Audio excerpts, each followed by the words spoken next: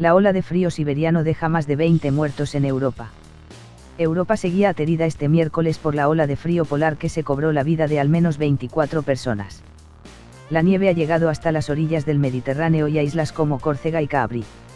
Ante las temperaturas glaciales, de hasta -2,4 en algunas partes de Alemania y de -2,9 durante la noche en Estonia, se lanzaron advertencias respecto a la población más vulnerable, como ancianos y personas sin hogar, y varias ciudades proveyeron refugio de emergencia y asistencia para los más necesitados.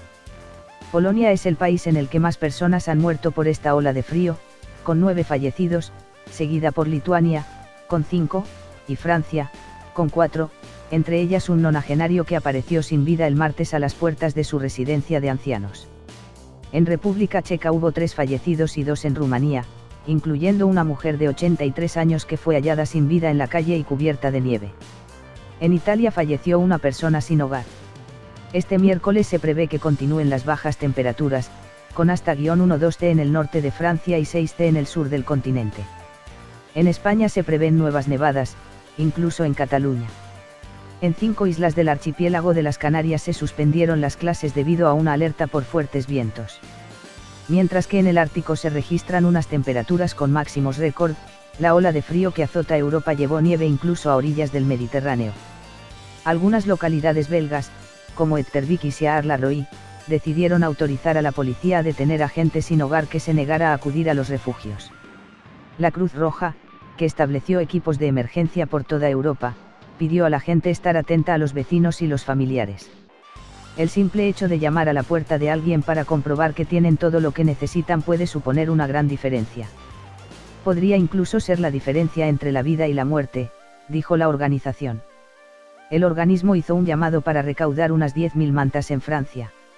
Según un censo realizado la semana pasada, al menos 3.000 personas duermen en las calles de París.